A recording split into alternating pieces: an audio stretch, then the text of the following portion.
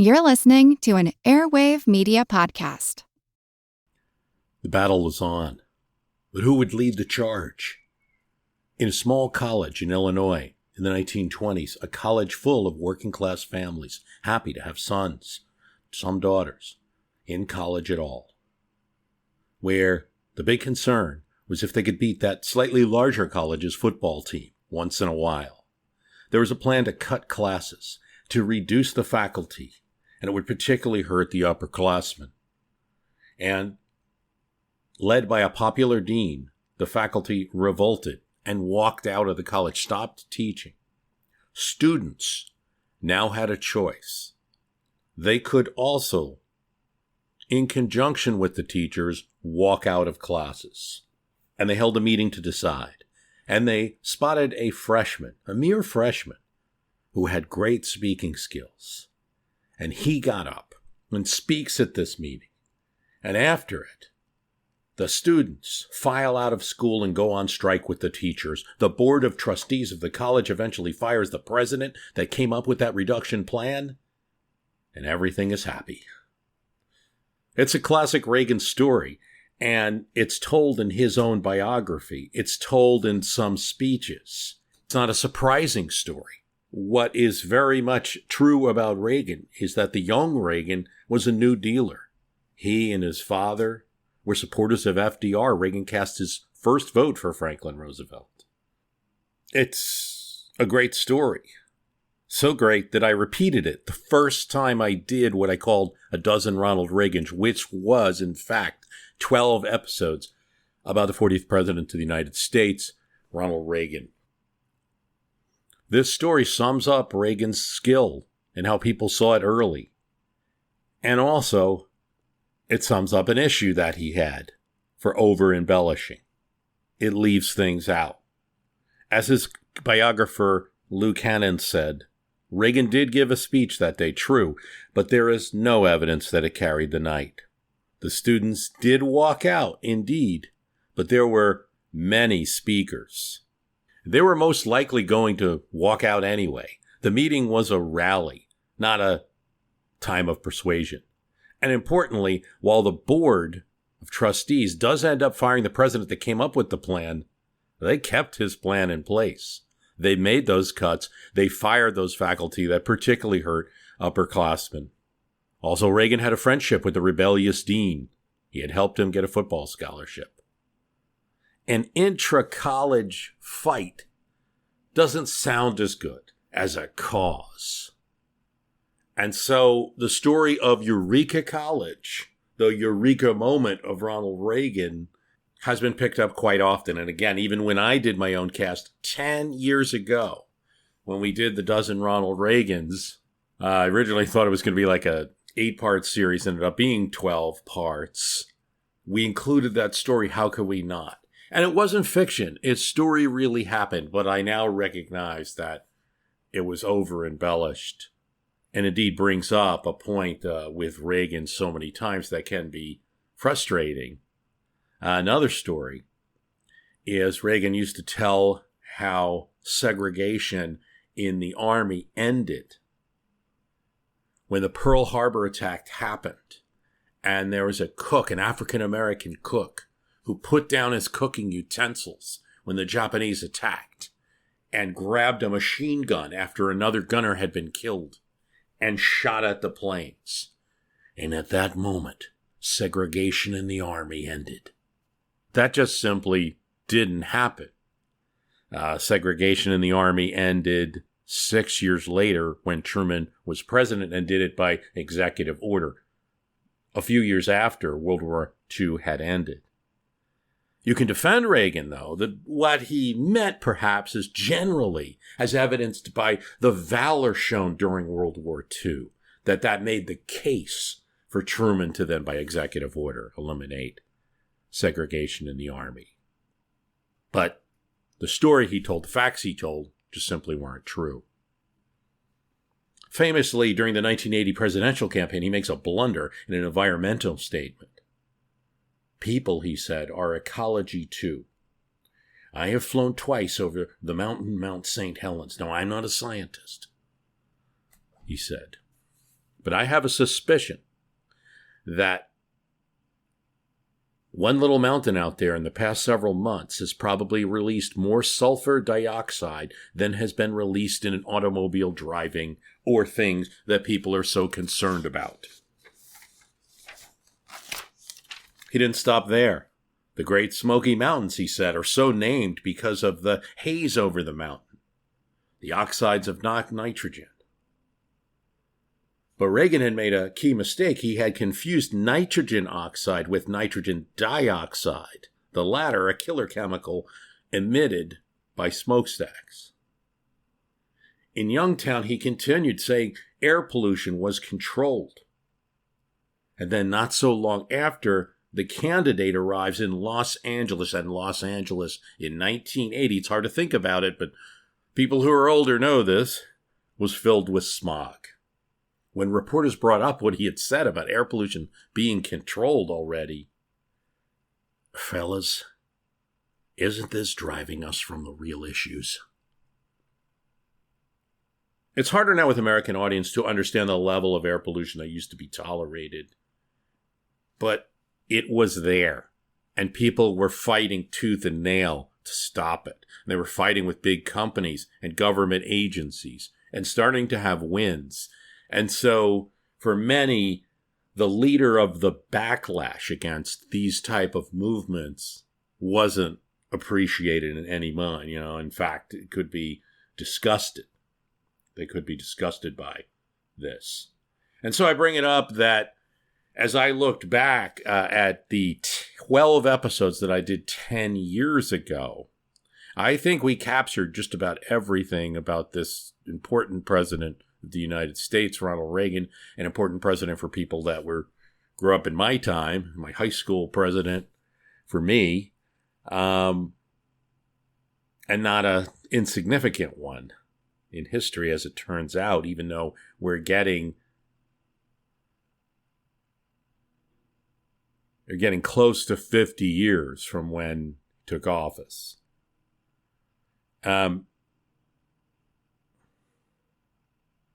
I covered so much, everything about him. We're going to rerun this series. Why? Because it's 20 years of my history can beat up your politics.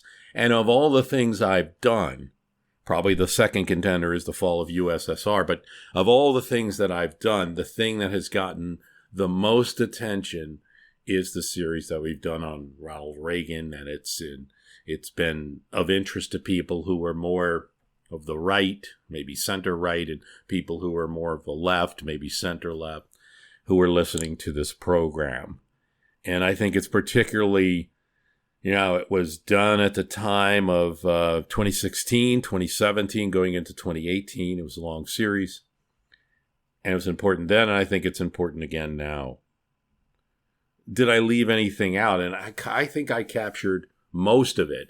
Sometimes people would say you missed this or that, but really in a 12-part series, they often hadn't heard a particular discussion in the episode because, yes, we get very much into Central America. Yes, we get very much into Iran-Contra. Yes, we get very much into Reagan and his actions around AIDS, or more importantly, his non-action around AIDS.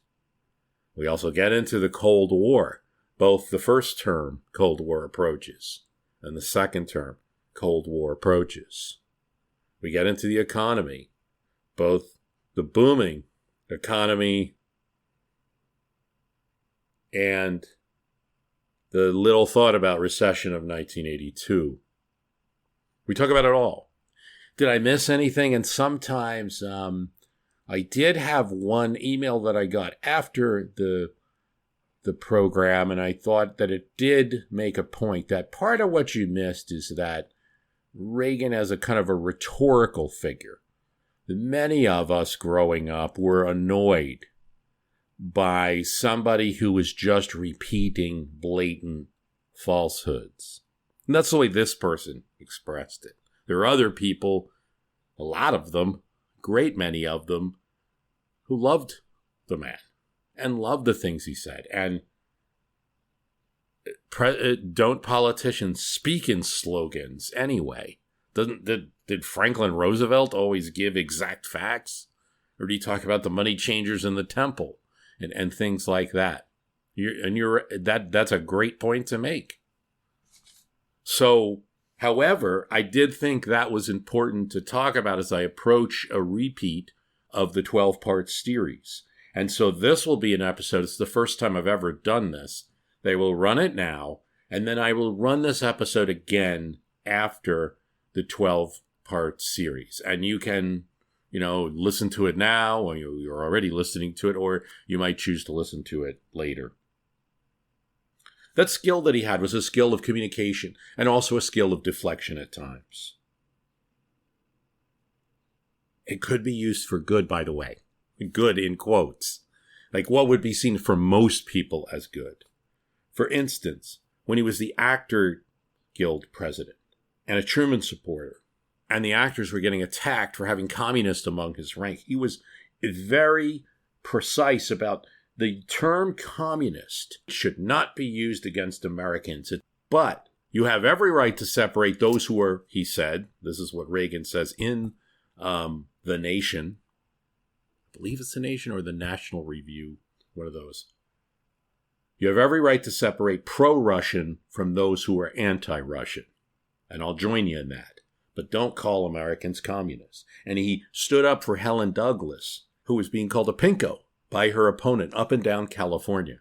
That opponent was Richard Nixon.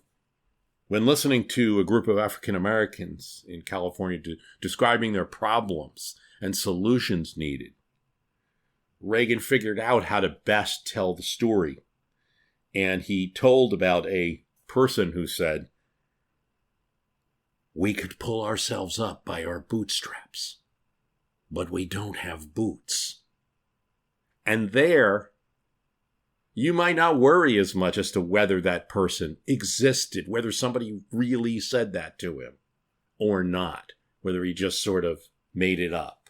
When he's a communicator on your behalf, you like it. And believe me, as we go over in the series, there are some moments where people who might be more on the left appreciate, like Bill Bradley, when he's trying to introduce fairness to undertaxed corporations.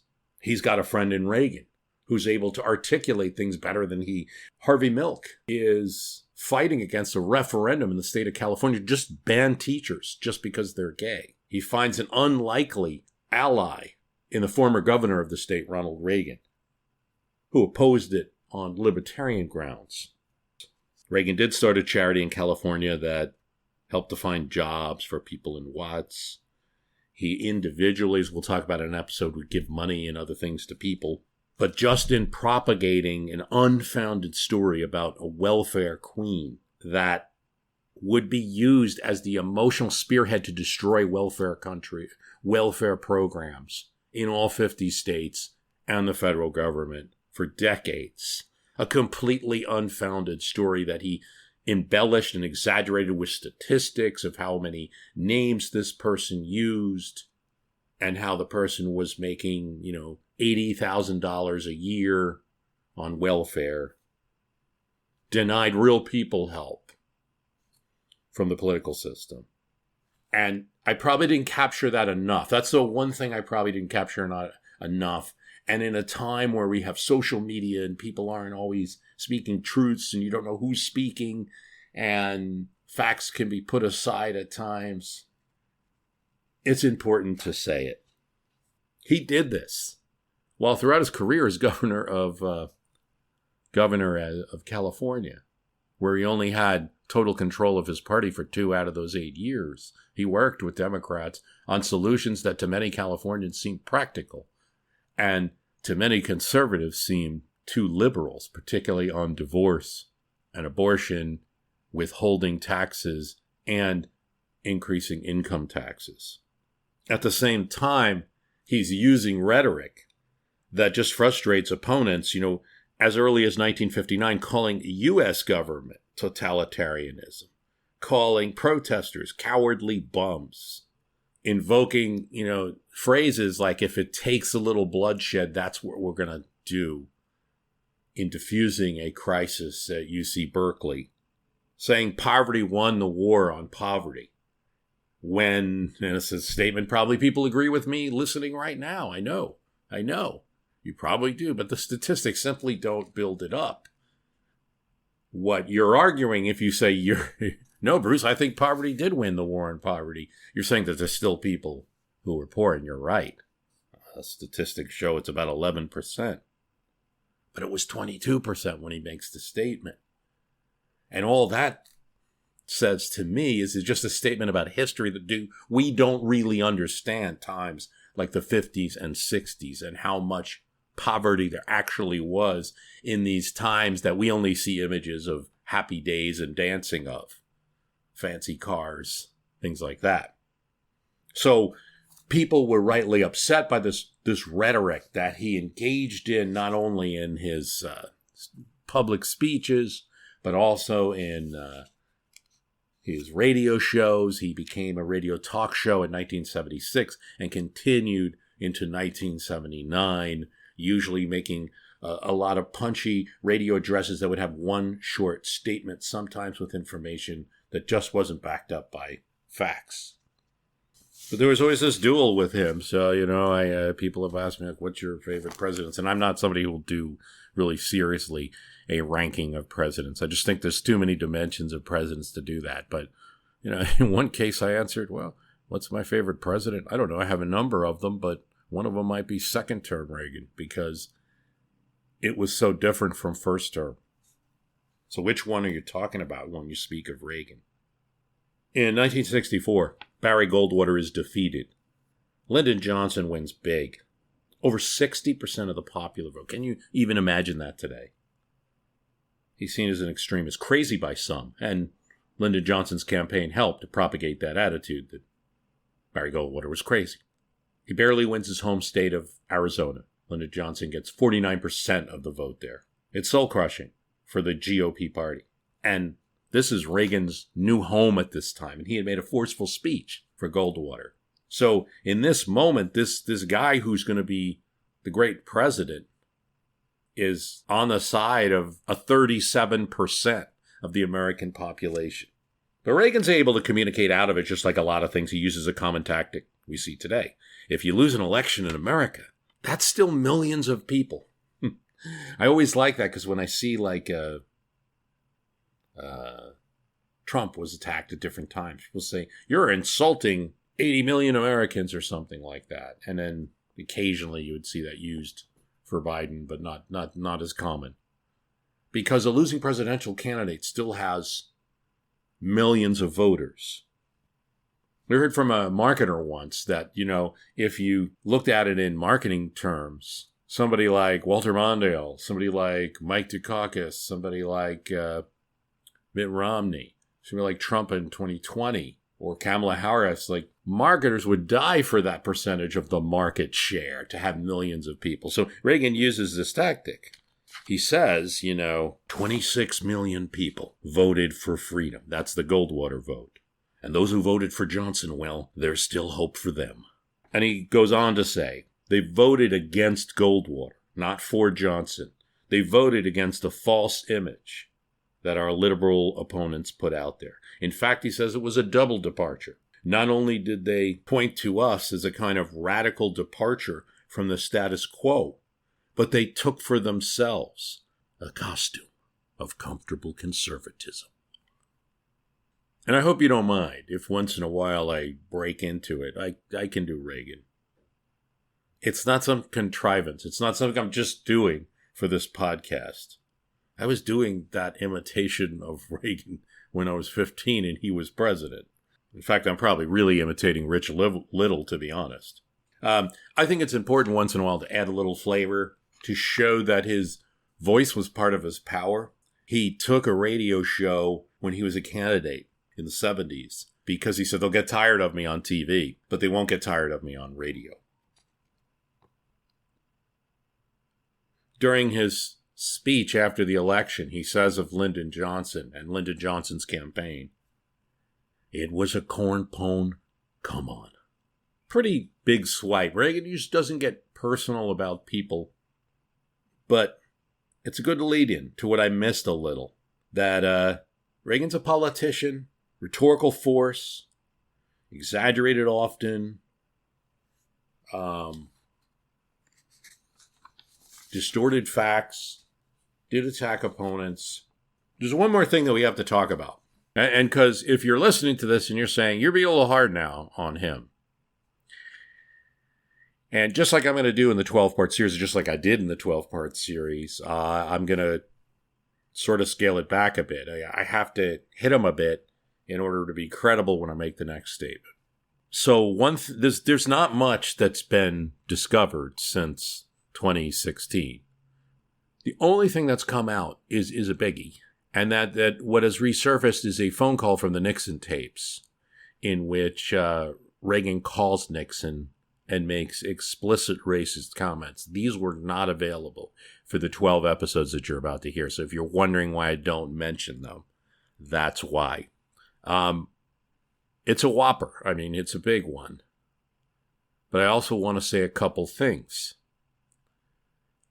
We have this on tape. We don't have every president on tape. And you can say that about Nixon and Reagan. Lyndon Johnson was known to make some pretty nasty comments, racial comments. Various reporters have caught things that presidents have said at times. Not everything is in that tape and so vivid and so real.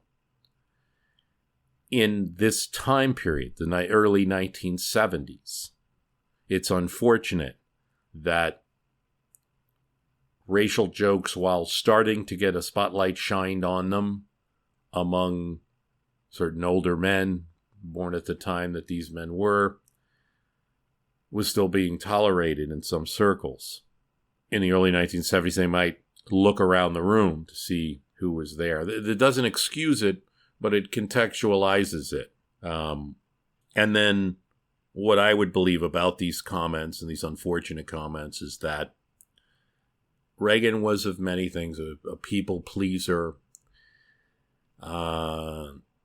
and spoke in a way that he thought the person wanted to hear it. In this case, I think it was telling a story that he thought Nixon wanted to hear in the way he wanted to hear it. Not taking a moment so much to enjoy himself. That's as much as an excuse or a contextualization that I can give. I'm not a believer in writing off historical figures completely because of some comments they make, no matter how bad. We can certainly judge it.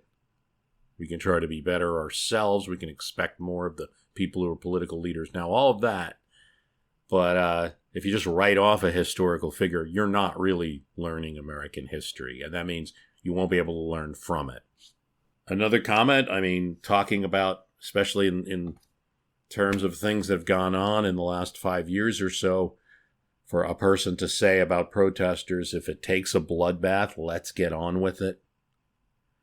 Which was so radical that it even annoyed Bob Haldeman, who is famous for being involved in Watergate, would later become Nixon's chief of staff. But at the time Governor Reagan made the comments, he was a member of the Board of Trustees of the University of California and thought that Reagan's behavior regarding the protests at Berkeley were not helping, not de-escalating, but in fact the reverse. Now, having said all that, what else can we say? Why is Reagan useful today? It's extremely useful to study and understand today because of so much what's going on. That because you have, I believe for the first time, a president who is the same party who has policies that are diametrically opposed on certain fronts. And by the way, some of it was stated, yes, indeed, in the man who's now president, Donald Trump, took out a full-page ad in the New York Times in the late 80s because he was so frustrated, mostly with the policies of Ronald Reagan. And it involved using American troops to protect the oil supply in the Persian Gulf, trading with China, West Germany, and Japan. Reagan was a supporter of free trade, for instance, supported a North American free trade agreement, even when others didn't, supported it for a long time, and very vocally. He's the president, as we'll talk about, that opened up China to American trade. It's his presidency the initial steps come from Nixon and then Carter. Those are the political steps. The business steps come during the Reagan administration. He had no regrets about it during his presidency. More famously, he's a president that instituted an amnesty program. We'll get into more details about that in an episode where we discuss that. I believe it's episode 6. But I thought it was important to do an episode before the 12 episodes because I do believe, I used about 20, 30 sources in the 12 episodes. I was influenced a bit by Michael Deaver, who's a friend of Reagan, who gives a really personal approach. And I felt to counter any kind of, political feelings I may have about his policies, it was good to get a personal approach. And you also see again and again, particularly in contrast to some of our recent politics, that this is a good-natured, a person who believed in a joke, a person who believed in talking to opponents, a person who embraced Hollywood, who didn't think that being entertaining or being part of entertainment was a bad thing, but it was a practice and a profession that he defended all his life. Person that could get along with people. And I made that case in the 12 episodes you're about to listen to. But it's also true that if you look at the question, like how would Reagan be on Twitter or Threads or X, whatever you want to call it, and he probably would be on there because a lot of his statements were short, sweet, contain like a quick fact, quick hit, and often would, later have to be looked at for full context. He'd also bring out the worst in enemies, and this is something people say about the current president. So, for instance, during the 1980 campaign, Carter just goes after Reagan, and in one case, all but accuses him of being a bigot, and speaks at a rally where the person before him speaking compares Reagan to the Klan and never corrects it. And Carter makes some other statements, particularly about how Reagan's going to start a nuclear war. So you're either going to have war or peace if you elect me or Reagan. And Carter creates a backlash with these comments that really impacts the polls in 1980, right before the election. Might have lost anyway, but you see in that his nature, he's able to get things out of opponents. He did politics a new way. In episode 9, it's called Shockwave. We're going to talk a bit about that because it's really an episode that I did in 2017 that compares Reagan 1981 to Trump 2017, what people were experiencing in America with this new kind of president at the same time. So there are comparison points, there are contrasting points, and we'll get into all of that. And I think if I keep talking, I'm going to give away the story. So with that, I will leave you. There's 12 episodes coming, and we're going to get back to regular programming. If something huge happens, I'll probably interrupt and do a quick episode on it. But otherwise, we'll get back to our regular programming after the 12 episodes airs. And remember, it's the 20th year of this podcast, and I thank you for listening. It's kind of hard to believe. I think it's a pretty appropriate time to reward your podcaster if you have not. If you have money, and you can do it. We have a Patreon. If you're looking for a different way, writing a review, particularly on Apple Podcasts, is really helpful. So thank you for listening.